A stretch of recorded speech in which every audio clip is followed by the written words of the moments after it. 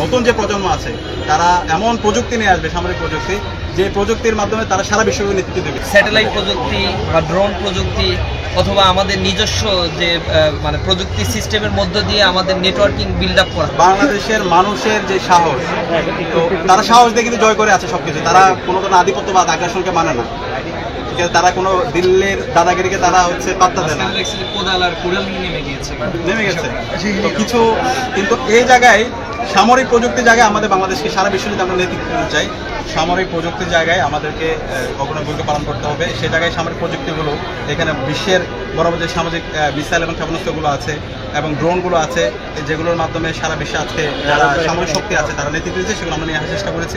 বাংলাদেশের জায়গা থেকে আমাদের প্রস্তাবনাগুলো আমরা এখানে হাজির করেছি এবং আমরা বিশ্বাস করি বাংলাদেশের নতুন যে প্রজন্ম আছে তারা এমন প্রযুক্তি নিয়ে আসবে, সামরিক প্রযুক্তি, যে প্রযুক্তির মাধ্যমে তারা সারা বিশ্বকে নেতৃত্ব দেবে। আজকে আমাদের খারাপ লাগে, আজকে আমাদের যদি বলি সেনাবাহিনী, তাদের তো দরকার ছিল নতুন নতুন সামরিক সরঞ্জামাদি তাদেরকে নিয়ে আসা, আবিষ্কার করা।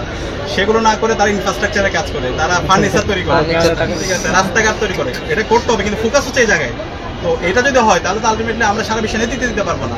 আমরা যে ওয়ার্ল্ডের হেজিমন হতে চাই, আমি বিশ্বাস করি বাংলাদেশের সক্ষমতা আছে সারা বিশ্বে নেতৃত্ব দেওয়া, সুপার পাওয়ার হওয়ার। এবং এটা হওয়ার জন্য আমাদের প্রযুক্তিগত জায়গায় আমাদেরকে নেতৃত্ব দিতে হবে। শুধুমাত্র এটা শুধু নেতৃত্ব না, একই সাথে আমাদের অর্থনীতির ক্ষেত্রে আজকে যাদের সামরিক প্রযুক্তি আছে তারা অর্থনীতিতে অনেক তারা ডেভেলপ করছে। তো আমি ইসলামী ছাত্র শিবিরের সভা থেকে জানতে চাই সামরিক প্রযুক্তি নিয়ে ইসলামী ছাত্র শিবিরের ভাবনা। আপনি খেয়াল করেছেন যে বাংলাদেশে ছোট ছোট শিক্ষার্থীরা তারা ড্রোন আবিষ্কার করেছে, তারা রকেট আবিষ্কার করেছে।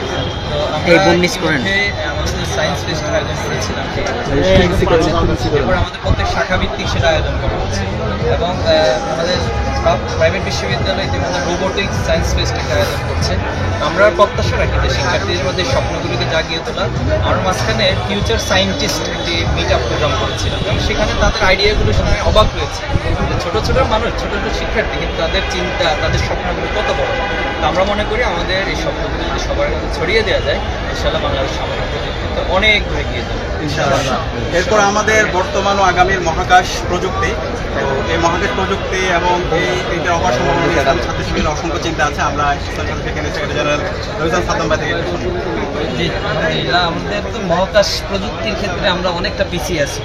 বিশেষ করে স্যাটেলাইট যেটা আমাদের কিনে নিয়ে আসতে হয় বাংলাদেশে আওয়ামী ফ্যাসিবাদের সময় অনেক অতিরিক্ত খরচ করে রাশিয়া থেকে বা বাইরের দেশ থেকে কিনে নিয়ে আসছে, সেটাও আবার অকার্যকর ভূমিকা পালন করে না, অতিরিক্ত চার্জ দিয়ে কিনে নিয়ে আসতে হয়।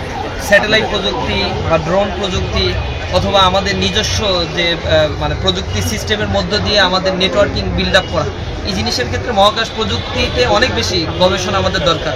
মহাকাশ গবেষণা যে জাতি করতে পারে সে জাতি মূলত নেতৃত্ব দেয় সারা পৃথিবীর। যেমন আমরা দেখছি আমেরিকার মহাকাশ প্রযুক্তিগুলো, এরপরে হচ্ছে রাশিয়ার মহাকাশ প্রযুক্তি, খোদ চীনের যে মহাকাশ প্রযুক্তিগুলো রয়েছে, যার ফলে সারা পৃথিবীর আজকে নেতৃত্বের আসনে তারা রয়েছে।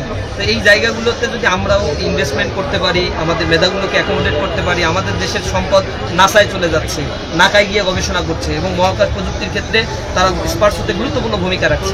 আমাদের সেই মেধা আছে, আমরা এগুলো ইউটিলাইজ করার জন্য স্টুডেন্টদের সামনে এগুলো উপস্থাপন করেছি। ব্রেন ড্রেইন না হয়ে ব্রেনকে যেন আমরা ইউটিলাইজ করতে পারি, তাহলে দেশ অনেক ভালো কিছু করতে পারবে ইনশাআল্লাহ। আমরা